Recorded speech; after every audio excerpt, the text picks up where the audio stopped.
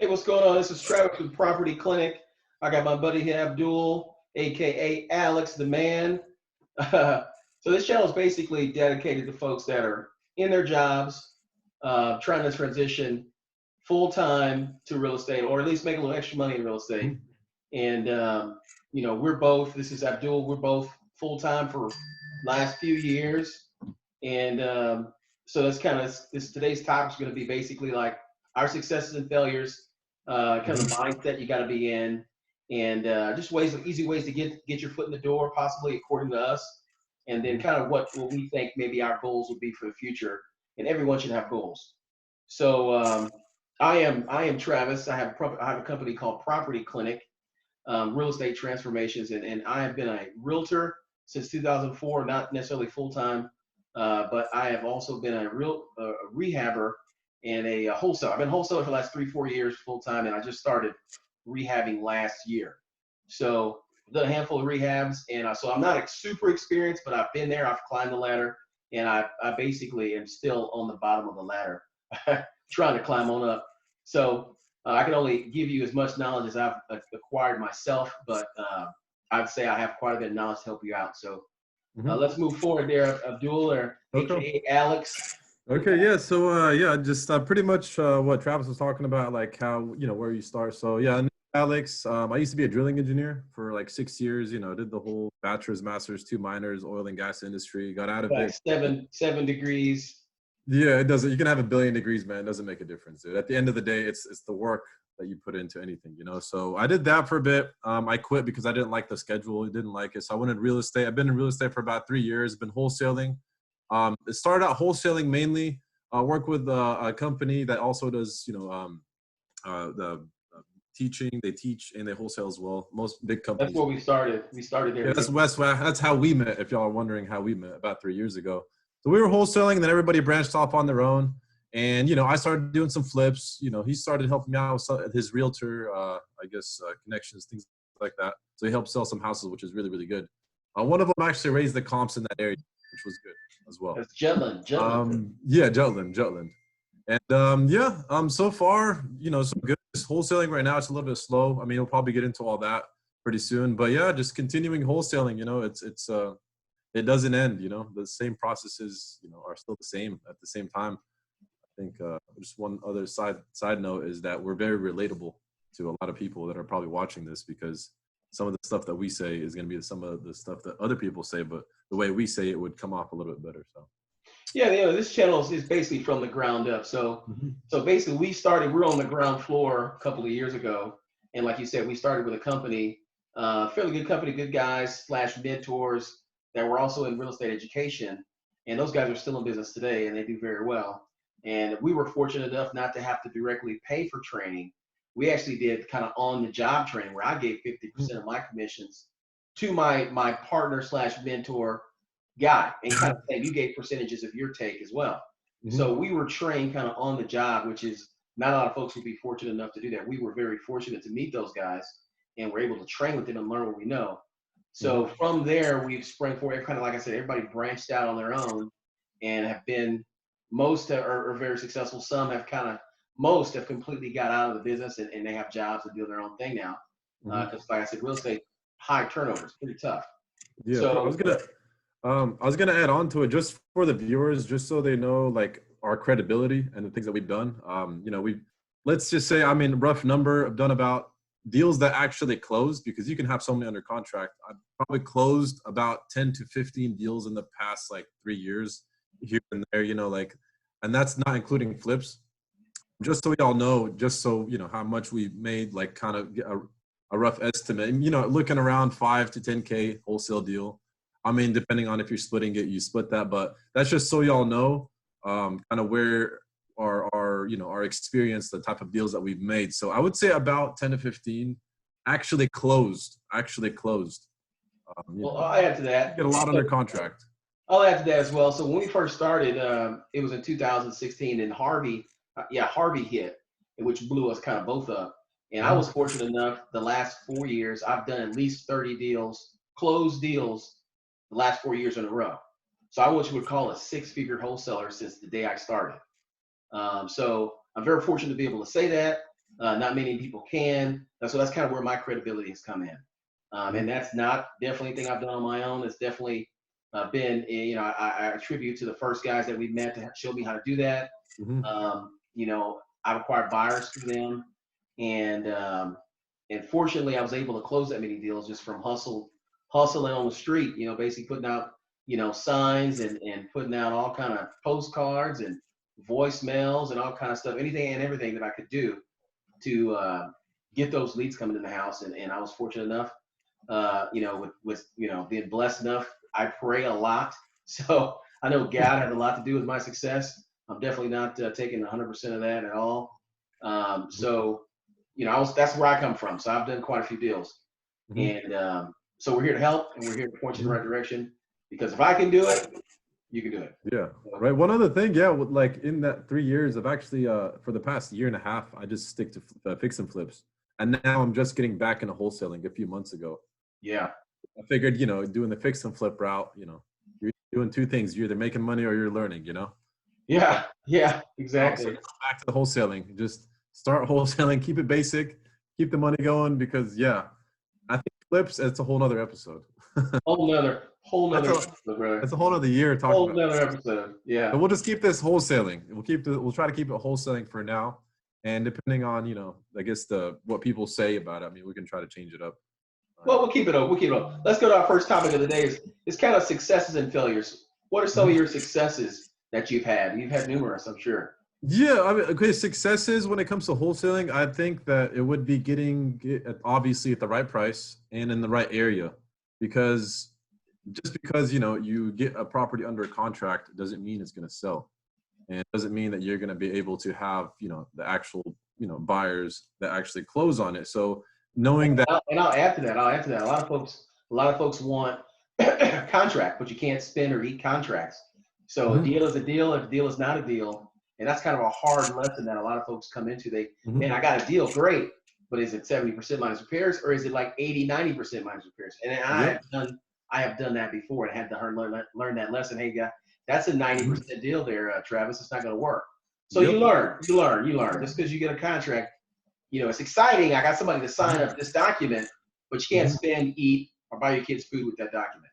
yep. So, And I was gonna say, I think over time, you start trying to force deals to work. Like when it's not, like you just and you're more stern on your max allowable offer with time progresses. Because at first, you're like, oh, we can make it a deal. With time, it's like I know that if I don't get it at this price, my buyers are gonna buy it at this price, and I will not sell it. So that that's your max allowable offer, and if they go 1K over, that's not gonna work. This right. takes time because that even though it has an ARV, investors want to pay a certain amount. That's just. I know for me, when I get there, it's so exciting to be in front of somebody saying, hey, I might be able to get this guy or girl to sign this contract. And they're right on that line, or maybe a little bit over. You're so hopeful, maybe I could make two, maybe. I know they're high, but I don't want to just leave because maybe another guy will slide in there and get it and sell it. You're like, Yep. okay, I'll take that high offer, that 76% deal, because maybe I can sell it to somebody for 77% and make 1,000 or something. So Yeah, I mean, no. that comes down to then you start getting into learning about negotiations and how to get the price down. That's a whole Yeah, nother. exactly. There's I books think on that. Negotiations is a big part of what we do. yeah, I think negotiation, the fact that I branched down to fix and flips, came right back into wholesaling, it made a huge difference. Because I think one of the biggest parts of negotiation is obviously when you try to reduce the price and you start pointing out the things that's wrong with their house. When you explain to them on a fix and flip perspective that you actually fix and flip the house, and you start getting into the details of how much each unit costs, how much the GCs pay for it, then it kind of sheds some light. Because technically you're doing like a numbers close almost as well. Because when you know how much it costs to fix, let's say the tile, let's say $2 a square foot, you have this many square feet, it costs this much to get some type of grout. You want to finish it off with this type of material. Like they start realizing, okay, yeah, it's going to have to go, a little bit less than that. So. Yeah, man. A lot of times I notice too that I lose a lot of people when I start going to that real estate jargon. Okay, man, look, you say you can do it in 20. Like I got this burnt house right now, for example, Mm-hmm. and it's going to cost 60 grand to redo this house. Mm-hmm. And these guys that own the house, man, I have to do this for 20 grand. Really? The roof is Mm-hmm. 8, foundation's 8. We're at 16. Hmm. So to clean out the house, that's about 3 or 4 grand. That's 20 Hmm. grand right there. You haven't painted it. You haven't done anything to it. Hmm. So, 20 grand? No, it's 60 grand. So a lot of times when you get to those numbers, folks don't really understand. They're not in the Hmm. same space that we're in. So I've noticed that, I lose people when I start spitting out numbers, and it tends Yeah. to more than often lose them, and they tend to not want to do business with me. Yeah. So I try to get One. people. Yeah. Well, one recommendation I say is like when you're, you're trying to really negotiate. You got to put some effort into the way you're going to do it. For example, I would have colorful, fancy pictures of the updated, I guess, properties in that area, and it clearly shows what type of material that they're using. And it's like, hey, you want us to make your house look like this? It's going to cost this much, and that's a picture Kind of worth. like a presentation pack. Yeah, for sure. A picture is worth 1,000 words. Yeah, exactly, It's man. huge. It's huge, Make man. yourself an expert and show pictures and follow up. Follow up is Yeah. absolutely. I think follow up is probably 70 to 80% of this job. Mhm. I mean, if you Yeah. don't follow up with these folks, somebody else is introducing themselves, and if Yeah. you follow up, a lot of times you'll lose it. You know. Yeah. Even today, just to let y'all know what I did. I followed up with people that I talked to a couple weeks ago that said they want to wait till the coronavirus pandemic is over. Just for example, they know that clearly they're not going to sell right now, but I'm just letting them know that, hey, name's Alex. Just wanted to say hi. Just remember me. Hey, Exactly, man. all I'm You doing. have a CRM? Do you use a CRM at all? Well, honestly, I'm just keeping it basic with an Excel sheet right now. I Yeah. can own But Excel sheet. that's somewhat of a ground level It CRM. is. You It can is. start with it Yeah. with an Excel spreadsheet. You can do That's so much. perfect. Yeah, yeah. That's perfect. You Do don't so have much. to pay for a CRM, but No. Podio's free, right? But yeah, You can use if you that. want There to, you go. it's expensive if you want to put all the fancy like type of the flows on there. That's it gets a little complicated. But my to anybody, especially the people watching this, just start off with an Excel sheet and just have it to where it's organized. I can even give y'all like a template that I use if y'all are interested. Just if y'all are, just let me know. But what I would do is have like the follow up date on there and have the follow up date for everybody, and I would organize it by soonest to latest. So I know every day or every few days that I check, I go down the list. Oh, I got to follow up with this guy because I sorted it in Excel. This is a little thing that I do. But yeah, you can. I think that's a good idea for having a Excel sheet. I started with these little books. I have like 7 or 8 books. Yeah, yeah, same. Like I said on I the last video I made on do one of too. these videos, I said Yeah, that once you get in this business a couple of years, yeah, yeah, and you get so many people, follow up, like I said, is imperative. Look yeah, at yeah. that. Look at that. With all the follow Yeah. up. But once you get so many people, it gets almost impossible to follow up with all these people. That's when the Podios and the KB Cores and all these really nice CRMs come in handy, and it basically runs your business. I know with us, with EXP Realty, they give you KB Core, which is like a Ferrari. I mean, it is a Ferrari because it keeps up with people that you just completely forgot about, and they're emailing you, hey man, nice to hear from you, and you have no idea who this guy is, but you look at your notes. I forgot about that guy. And you would have Yeah. otherwise never talked to him again, potentially lost that, Hmm. wholesale deal, flip, or listing if you're an agent without that CRM. But yeah, Yep. let's move on to the next topic because we don't make it too long. Hmm. So the next thing is we kind of talked about our successes. Uh, I've talked about my successes at the very beginning, kind of with my credibility type deal.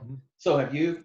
So let's talk about maybe some of our failures that we've Oh that we, man, okay, go on. yeah, That's a whole right. nother So episode. so there's many failures, Um, right? Everybody okay, fails. yeah. So let me just. This is something that I tell everybody. That I wish that someone would have just told me like specifically. Do this for anybody starting out in wholesaling. I promise you, this will save you a lifetime. Do this the right way. Get an Excel sheet. Put how much you spend personally each month. Do you like January, February, March, April, and see how much your personal expenses are, see how much your average out conservative, how much your bills are, and then see how much you have for marketing. Okay, and then kind of like draw it out to where you see where if you're not making money by a certain time or a point, and then you're not gonna be continuing. You're gonna have to do something else like Uber. So one big recommendation is looking at your budget, looking at how much you're going to spend on marketing, and understanding that you have to get a deal within a certain timeline or you're doing it wrong, or you got to hustle harder, or you got to get a different list, or you got to do something different. You got to change it up. like big time. Not just, oh yeah, work harder. No, you got to really drastically change it because you will eventually like not break even and shit hits the fan. You do an Uber, you know, just a very basic concept, very basic, but so important. You know? Yeah, man.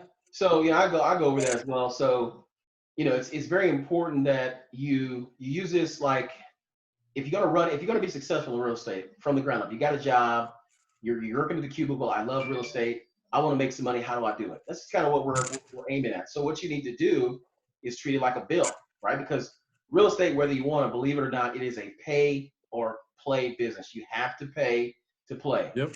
But the bigger players pay more, right? They get more success, more leads, more opportunities. They make more. The small folks like us, we pay less, but we still, since we pay, we get some business, right? We get some business. So I think the amount you pay is somewhat equivalent to what you're going to get out of it. So treat it like a bill. For example, I have a light bill. My light bill is $100 some a month. So if you're going to start this, you're sitting behind your desk, listen to this video, look at your budget, see how much you can spend every month, because consistency is the key. Yes. You got $150 to spend a month, make it a bill. Real estate, put it on your spreadsheet. Every month you're going to put 150. Then you're gonna start allotting how you're spending that. You might spend it on, whatever you want to do. Email stuff. You want to pay for an email service to send out emails. You want to do texting. You want to do voicemail drops. You want to do postcards. You want to do whatever, and then connect yourself with the local real estate groups, networking groups, and learn how to apply that money. Learn how to, what a CRM is. Learn what a list pulling services, learn how to analyze the market. Those are things you have to invest in yourself. Reading books, going to these networking events, talking to folks that are already doing it. If you want to be serious, you have to do all these things. So failures, not doing this stuff would be a fail. And when I first started, I didn't have a CRM. I didn't allot a certain amount of money. I was just blowing money because I had just resigned and liquidated a bunch of funds. So I had a bunch of funds to spend. I just started spending money. It paid off, but I ended up going down, having a lot of debt, right? So I'm kind of suffering from that now, but don't make that mistake. And just, you have to allot and give yourself a budget and be consistent. And you'll get everything you get is extra because you got a job right now. And eventually as you learn, you can potentially transition out of your job. But for the most part, let's just make some extra money and put aside a bill and start allotting that bill and seeing what you can get and educating yourself. Yeah, one other, just on the side note as well, to add on to it.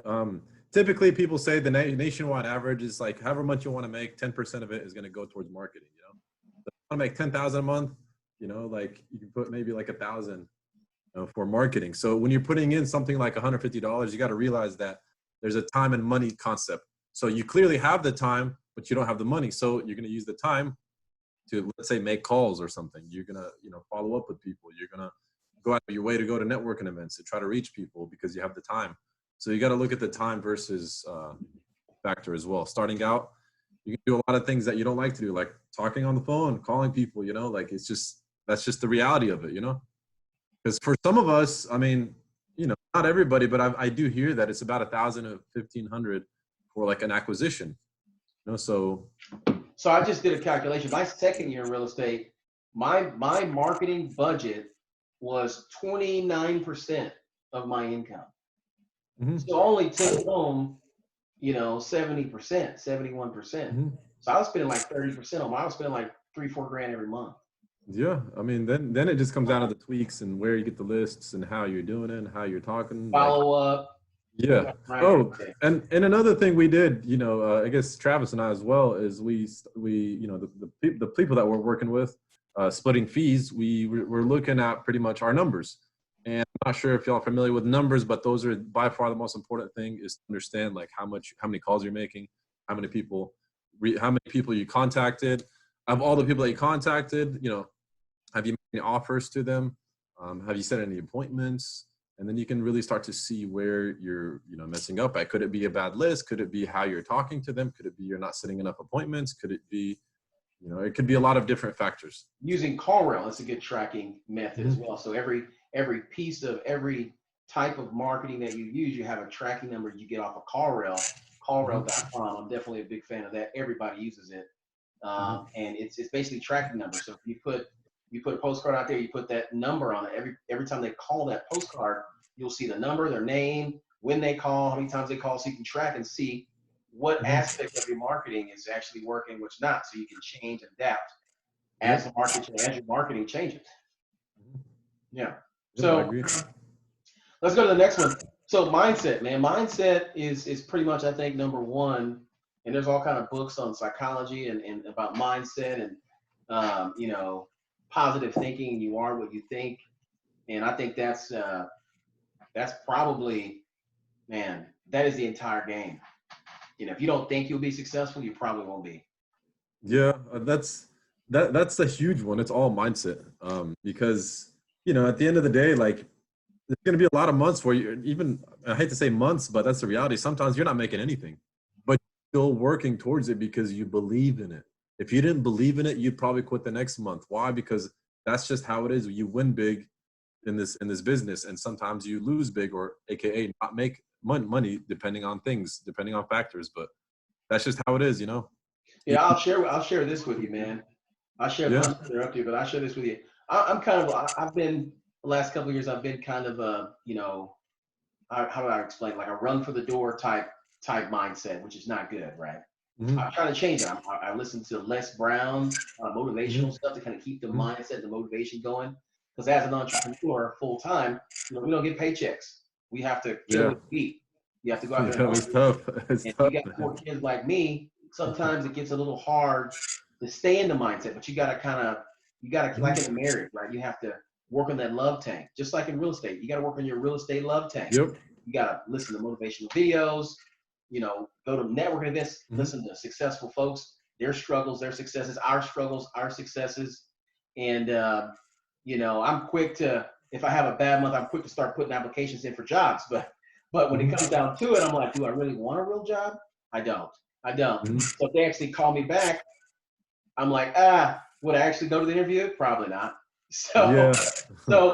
mindset's big, and I've always struggled with that, and I'm getting better as I go along, as I read books on mindset, Yeah. as I listen to Les Brown, as I, you know, Mhm. go to these networking events and talk to my mentor slash lender friend, and how successful they Mhm. are and things that he's doing, and other folks like that, and it kind of keeps me in it. So basically, mindset's big, and you gotta keep filling your mindset tank by listening to motivational tapes Yeah. and staying away from negative people and staying, you know, you gotta Yep. get positive. Yep. Because the Surrounding money's out yourself. here, folks. The success is very possible for you and anyone else. This market's it's a huge market. There's money out here for me and you and all your family members. So you Mhm. just gotta get out here and hustle and find it. Yeah. Yeah. I was gonna say surrounding yourself with the right people.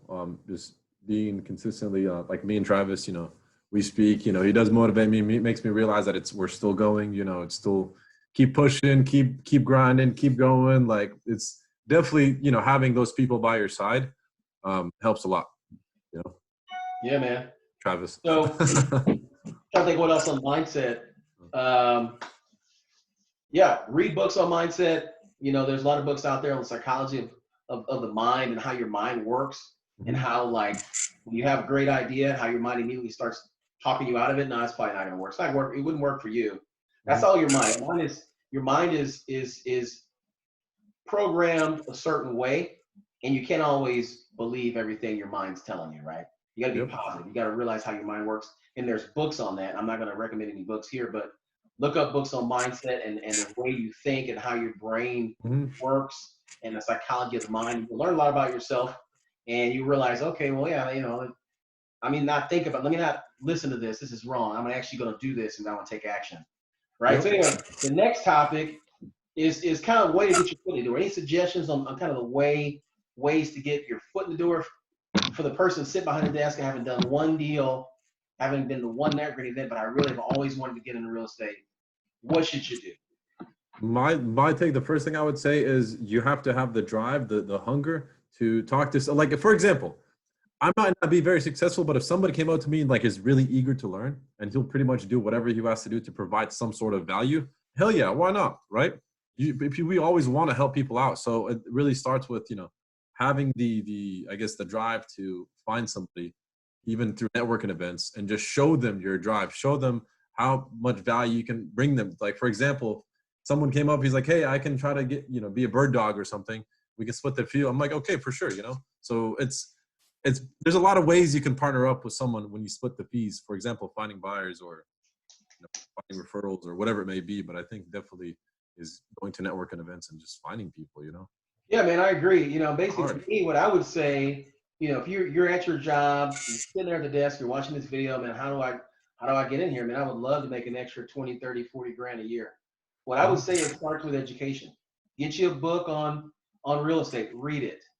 Go to the network, go to your nearest net, get on Meetup and look in your nearest networking events. You got to start going every week, every 2 weeks.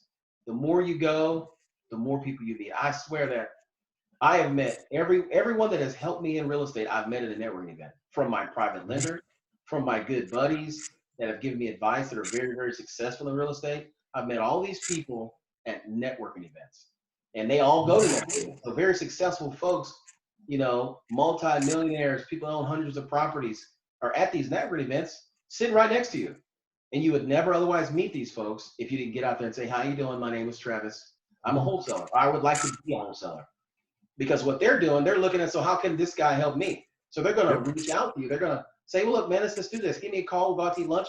These people will help you, because eventually if you succeed, they succeed. Because if you get that awesome wholesale deal because they took their time, you're going to call them. They're going to make 30 grand from the flip, and you're going to get a nice fee. So everybody's out to help you because they can help themselves by helping you. The quickest way, there's a book, I don't know what book it is, but it says the quickest way to be successful is to help other people, to get what you want, is to help other people get what they want. So if you're out there trying to, meet people, these people want to help you because it's eventually going to benefit them. And I don't mean to say that as being selfish, but this is a business, so it's got to be mutually beneficial, right? So helping others is helping yourself as well. And if you're sitting behind a desk, networking events, go talk to people, get out there and mingle and pick these guys' brains, because they will tell you what you need to know.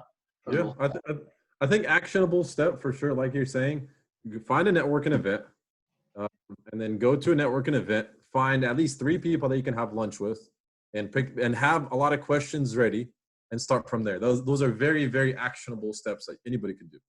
And I'll tell you, how I got the success that I've gotten and met the people I've gotten is because I've gotten their attention, right?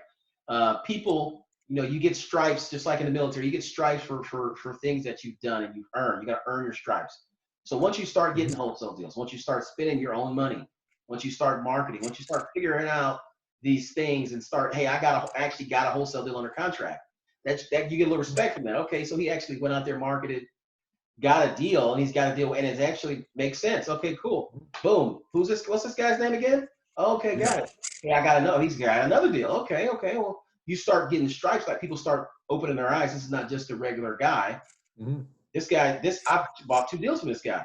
So you got to get out there. You got to get out there and get these deals, go to these networking events and meet people, and your success will make room for you, right? Your stripes will make a spot for you. It'll make room for you. Because there's a lot of people come to these networking events. There's 99% of these people don't do anything.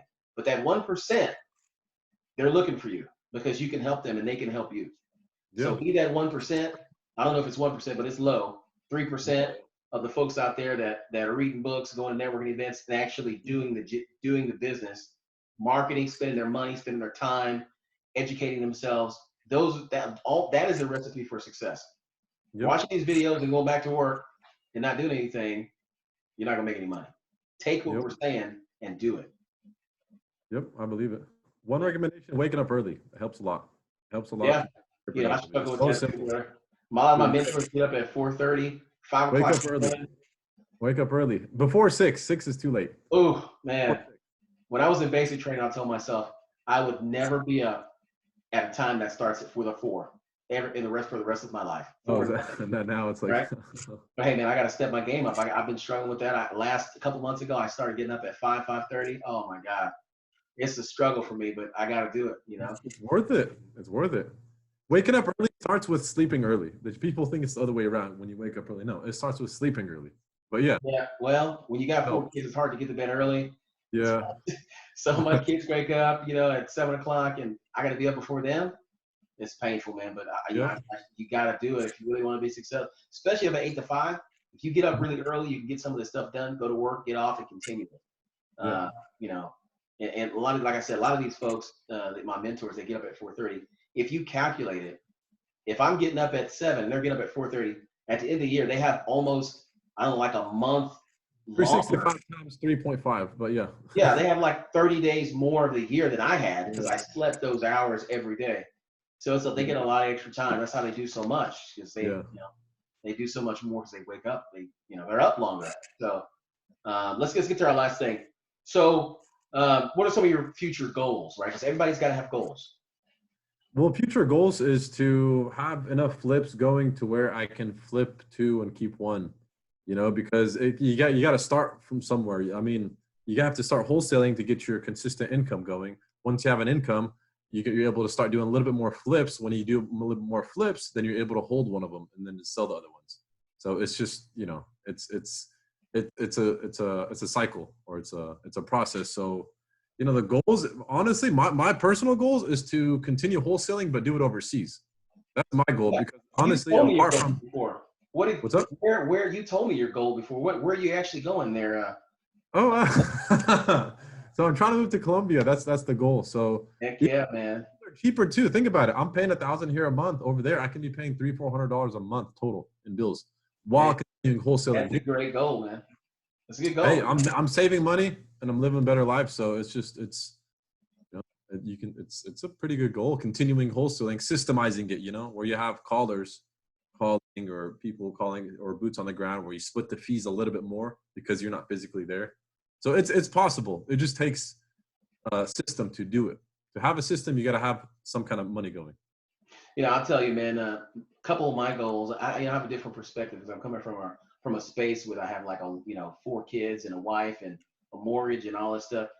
My goal for the future is to be able to develop a more sustainable business. Right. My business right Yeah. now is really not sustainable. Right. You have to hustle and flow every month. So SEO is a more sustainable.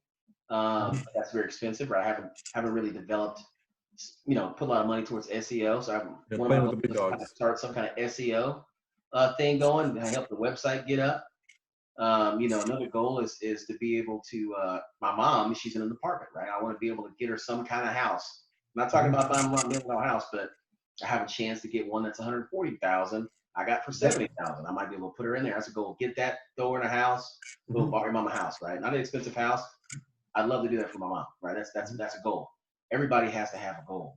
My goals are not super material. I want to be able to pay off my house. I don't want a big house. I want to pay off the one I got, Right. so nobody can ever take it from me, right? I want to pay this bad boy off, and maybe in the future, if I'm still successful enough, I can go buy another house. But my goal now, I just want to pay off this one, pay off Yep. this house, get my old lady a house, my mom a house, and that's kind of what some of my Yeah. goals. I'm hustling for Nice. that purpose. Yeah. You know? It has to pull you, man. That's huge. Because if it's not pulling you and you're just pushing, it's tough. It's heavy to push. And I'm right there, man. I got it under contract, but I'm just trying to close it up and get her in there. And then I got to get my private lender. I'm so blessed to have one to finance that bad boy, then refinance it out because I want to be all in at 74% with the repairs. So I should be able to finance it out with no money out of pocket. I'm hoping, right? So I'm almost to one check on one of them. I got a long way to go to pay off my house, but Nice, nice. but I might be able to get my mom a house pretty quick. So I'm almost there. I have a lot higher goals, but that's my number one goal. And maybe then I do 10 flips, at a time. For the future. Right? I Yeah, got like one or two. I want to get like 10 going, right. and be able to have the cash flow to sustain those and not go out of business. Like they say, was it drown in success? Was it no? I can't think of when you drown in opportunity. You don't ever want to. Yeah. Real estate there's always an opportunity to drown in opportunity. This is how a lot of people go out of business. They get 30, 40 rehabs going, they list them, and none of them sell. Boom, out of business. So you got to be careful with that. True. So yeah, man. Any other future goals, brother? Colombia. Honestly, future goals is to just love what I do at the end of the day, because the systems are, I guess, systemized to where I do it like a 4-hour work week, to where, people are doing what they have to do. And I don't put the same amount of time that I do, but at the same time, you make even more money. That's a That's great, next level. that's a That's, great, that's a great ending, man. If they say Mhm. if you do what you love, you'll never work a day in your life, right? And to me, I Yep. started real estate in 2016 full time, and I have never worked since then. I don't work, man. This is not a job for me. I love real estate. I love everything Mhm. about it. Open the door, please. I love everything about it. And man, I've never worked a day since 2016. Yep. Yeah, man. 17, but yeah, for me. I think I started at the end of 16. End of Mhm. 16, I think I started. I sold cars at a Toyota dealership near here for about a month. Mhm. Horrible job. Horrible. Yeah, Not saying to all you car low salesmen, commissions. but that location that I was at was horrible. Car selling itself was not, but that location, bad. I'm Mhm. not gonna say that location, but it's bad. It was Yeah, a yeah. dealership near here. But all right, man. Thanks for being with me, brother. I Mhm. appreciate the time.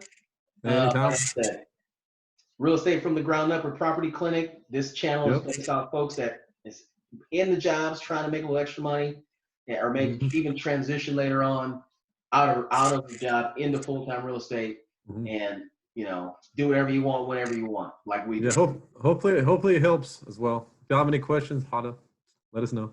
All right, fellas. All right, guys. Thanks, Okay, man. cool. Don't All right, hang see up. ya. Hold on one second. Okay, Thank okay. you, guys.